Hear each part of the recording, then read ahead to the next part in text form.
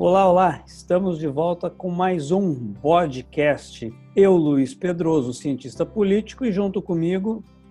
Gabriel Meira, professor. E Hildo Alegria, contador. Os temas tratados são apenas opiniões dos participantes e não representam a posição de suas oficinas e ou da ordem. Se você ainda não se inscreveu no nosso canal no YouTube ou ainda não está seguindo nossa playlist no Spotify, Apple Podcasts ou outros players, aproveite, se inscreva, assine, nos acompanhe para ser notificado tão logo nós postemos os nossos vídeos, sempre um sábado sim, um sábado não, outro sábado sim.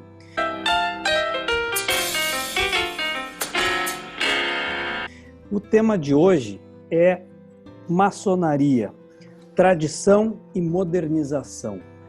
Um assunto super interessante, com diversas leituras e visões, mas que eu vou começar com uma provocação para o Hildo.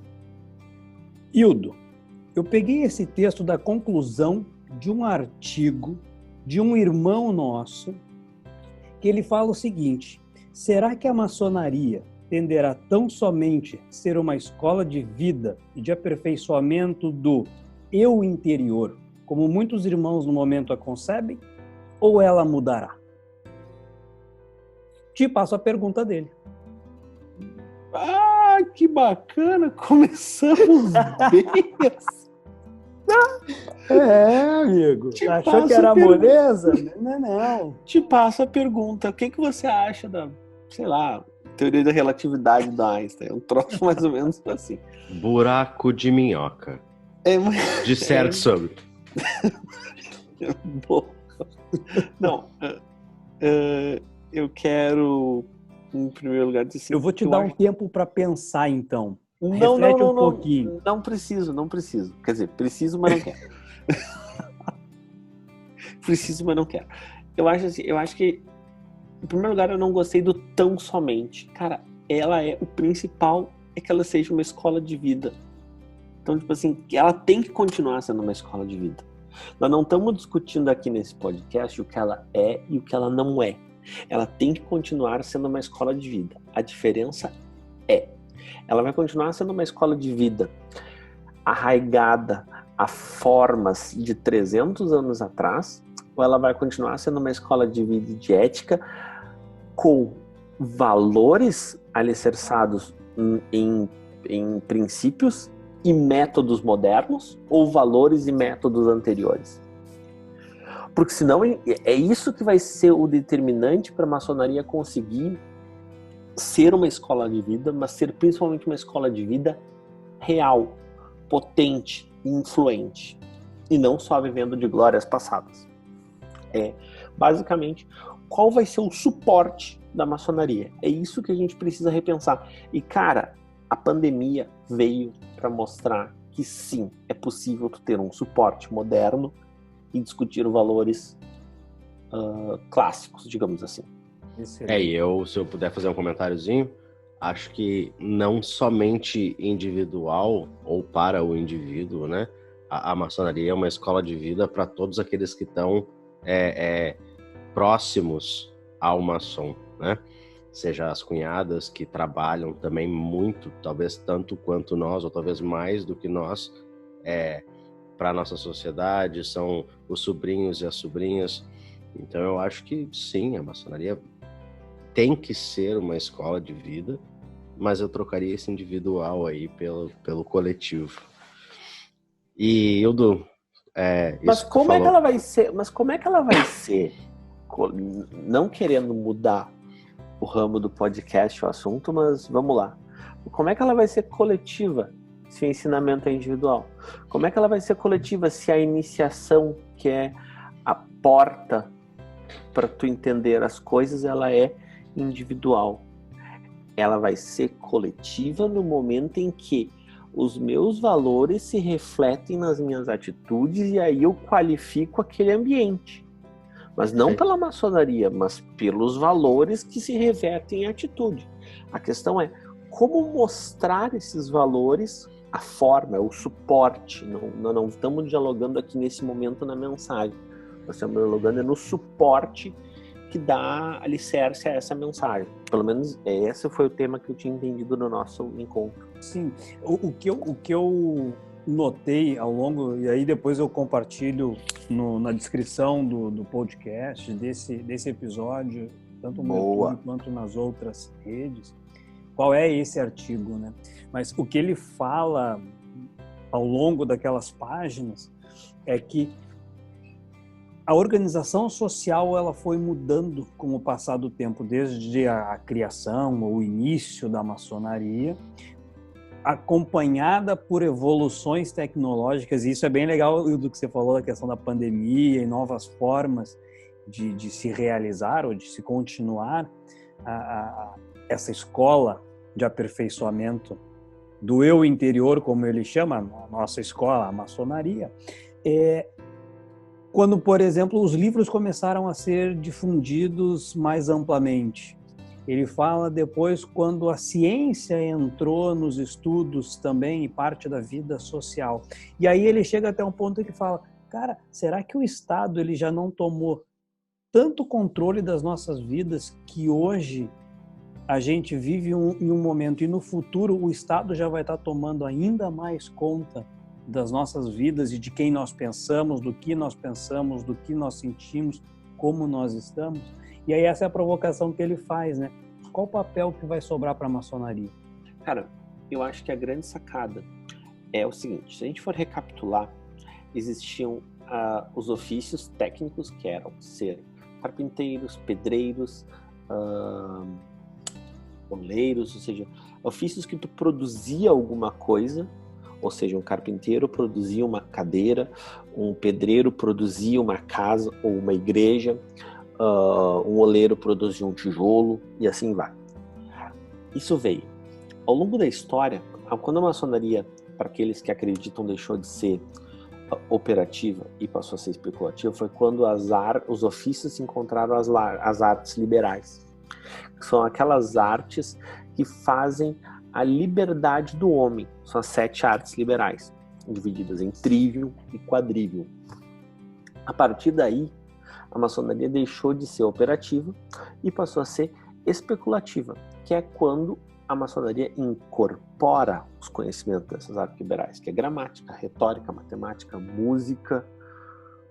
Procura aí alguém, dá um Google aí, alguém que me completa depois, que são as artes liberais. Mas são essas 4 mais 3 que eu esqueci agora. Aí a gente já tem um rompimento e uma nova forma de pensar a maçonaria. Ou seja, a maçonaria deixou de ser as guildas, ou seja, uma troca de informação de pedreiros, e passou a ser uma troca de pensar de pessoas que usavam as artes liberais. Passa-se os anos e agora a gente chega num outro momento da maçonaria, que a gente não sabe muito bem como nominar. Eu já ouvi gente dizendo que vai ser maçonaria científica, outro que vai ser maçonaria do terceiro milênio, e aí vai N formas. Que é essa é a maçonaria usando dessa ferramenta oficial que é a internet, mas não só. É a maçonaria entendendo que existem maneiras, existem configurações que a sociedade está passando. Com o distanciamento social, a grande loja da Inglaterra colocou uma política de gênero, aceitando que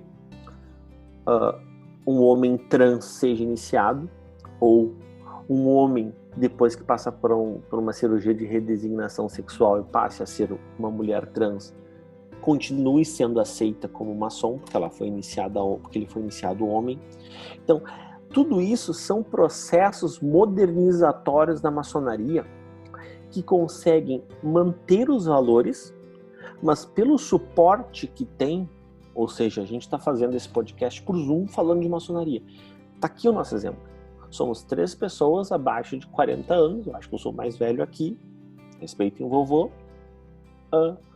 discutindo sobre futuro de maçonaria.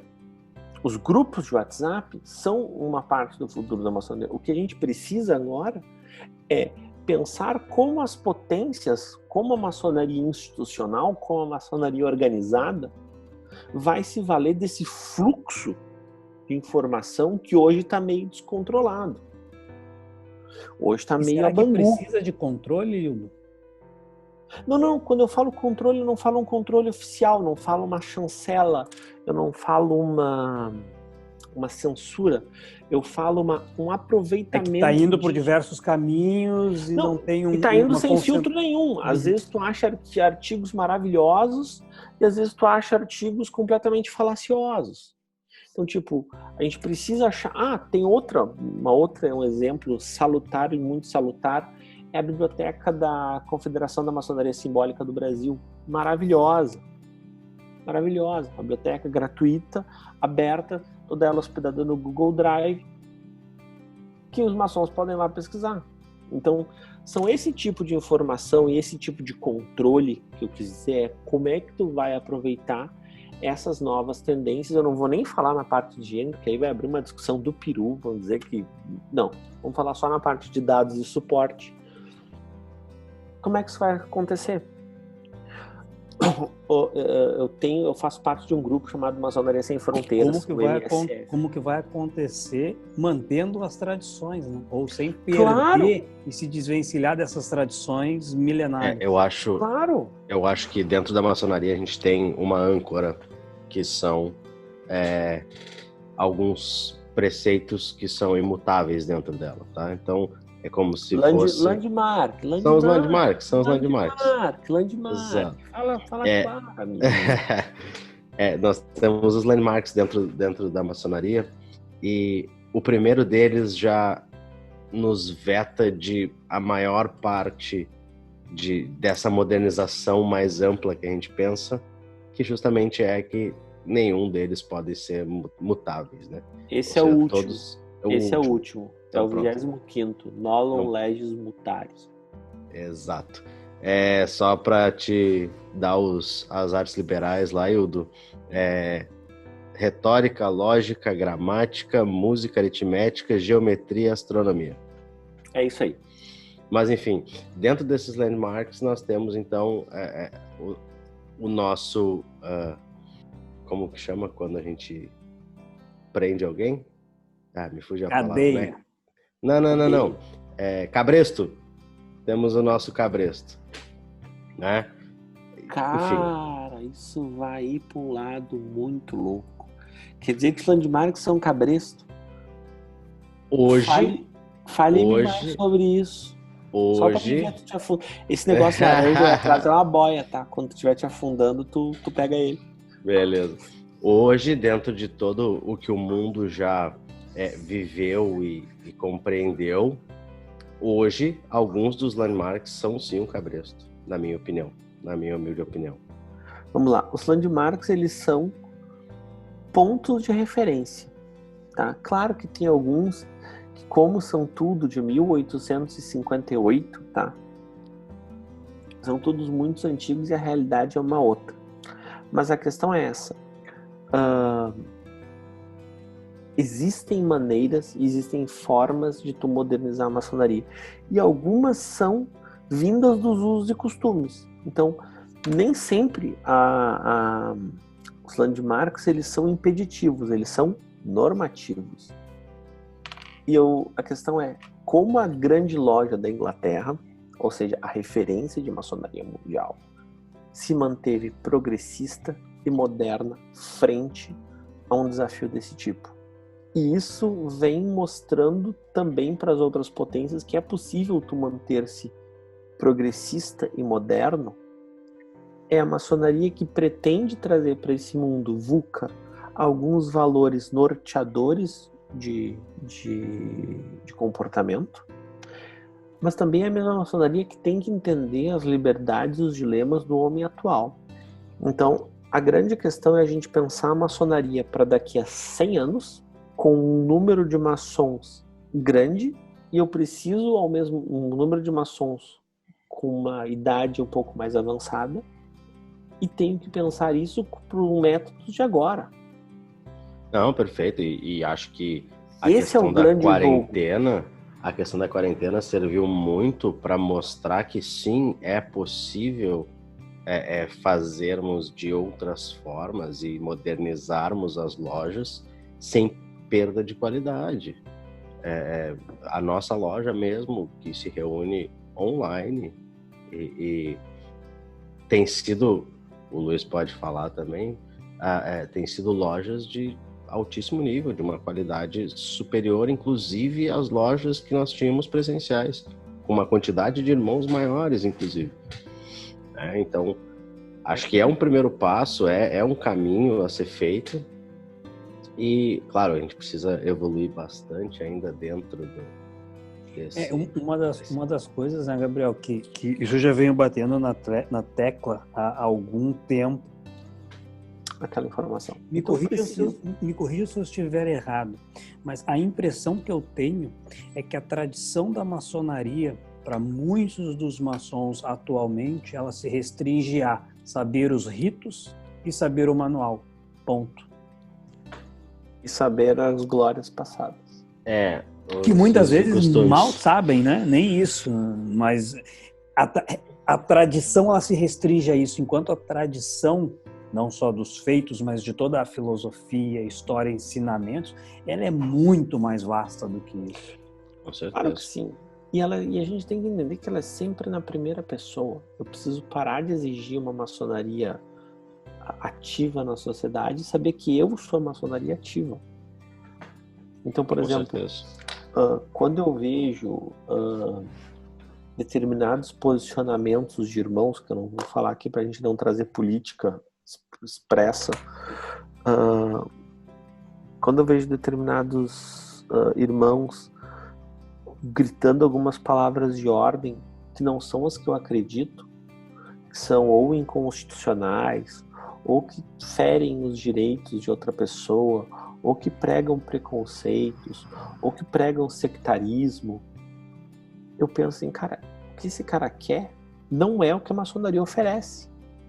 E a ordem, uma hora, vai ter que, dentro da modernidade dela, dizer qual vai ser o código de conduta dos irmãos dentro das redes sociais. Como a ordem vai se portar frente às redes sociais. Porque da mesma forma que eu tenho que o irmão é feito, que o irmão é instruído, que o irmão é, entre grandes aspas, talhado para se portar na sociedade, ele também precisa ser talhado para se portar em redes sociais. Mas aí isso não entra em conflito direto com o livre pensar e livre se expressar? Claro. Só que veja, difícil conciliar, né? Não. Ilegalidade não é livre pensar. Acho que a maçonaria, nesse ponto, ela caminha para o outro lado da rede social, né? Enquanto a rede social é uma rede cheia de superficialidades, uma rede cheia de aparências, de tu ter mais do que tu ser, na maçonaria é o inverso, é o oposto, né?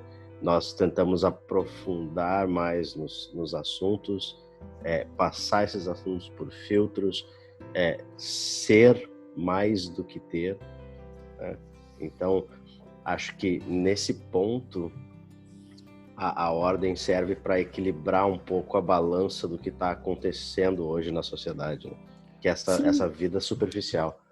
Claro, mas ela pode servir nisso através de um canal no YouTube.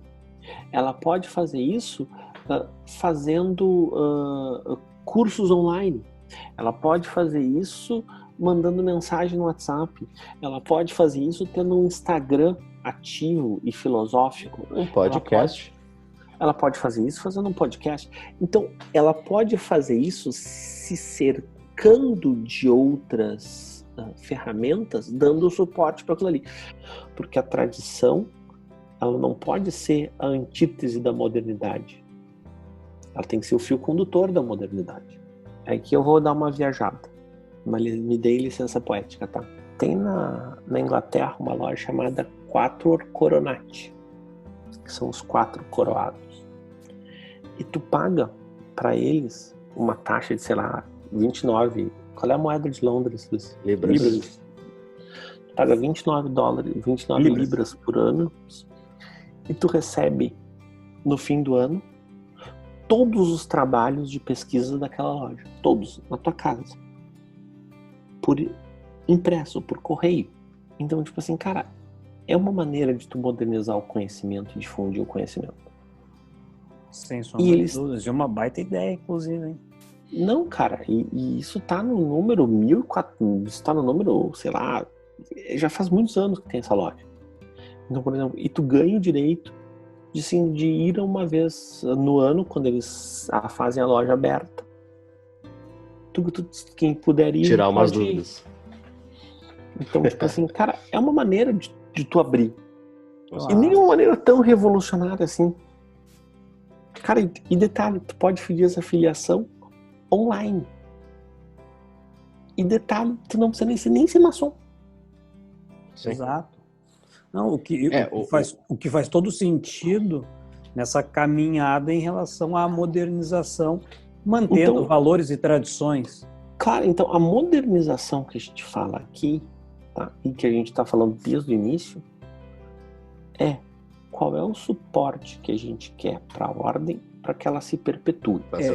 Se pegar e fazer uma alegoria disso, né, é fazer aquela transformação da pedra bruta em uma pedra cúbica, usando o martelo e o cisel. Ou seja, a gente está falando do martelo e do cisel, como que as ferramentas vão ser colocadas para poder modernizar a maçonaria. Perfeito. E eu acho que as lojas, elas têm um potencial imenso de fazer isso, né? Temos na nossa loja lá contadores, professores. O Luiz Henrique, eu não sei bem o que ele faz, não, mentira, cientista político, né? Obrigado. Então, a nossa loja, ela é um organismo vivo, ela é um organismo funcional. Então, cara, tem como, sabe? Não, isso é um movimento que a gente tem que saber que a ordem ela tem um timing próprio, que nem sempre é o meu tempo. Por quê? Porque o público é um público mais menos revolucionário, é um público mais conservador, é um público que as mudanças têm que chegar já mais consolidadas. Só que isso não impede a gente de pensar sobre a modernidade, sobre a necessidade dessa modernidade. Porque, como eu falei, o conflito ele é geracional e ele é constante. Uhum. Oh, perfeito. Eu entendo isso e tenho essa dificuldade dentro da minha própria profissão, né? Que, trocando em miúdos, o desnivelamento de uma turma, né? Entro numa turma para dar aula, tem pessoas lá que já têm 5 anos de curso de inglês, pessoas que nunca viram inglês e pessoas com inglês intermediário. E aí eu nivelo a minha turma por quem? Por quem não sabe? Por quem sabe mais? Nivelo por quem não sabe e todo mundo conversa e não presta atenção? Nivelo por cima e só aqueles aprendem? Então, eu entendo que esse conservadorismo e essa evolução da maçonaria seja mais homeopática, essa evolução.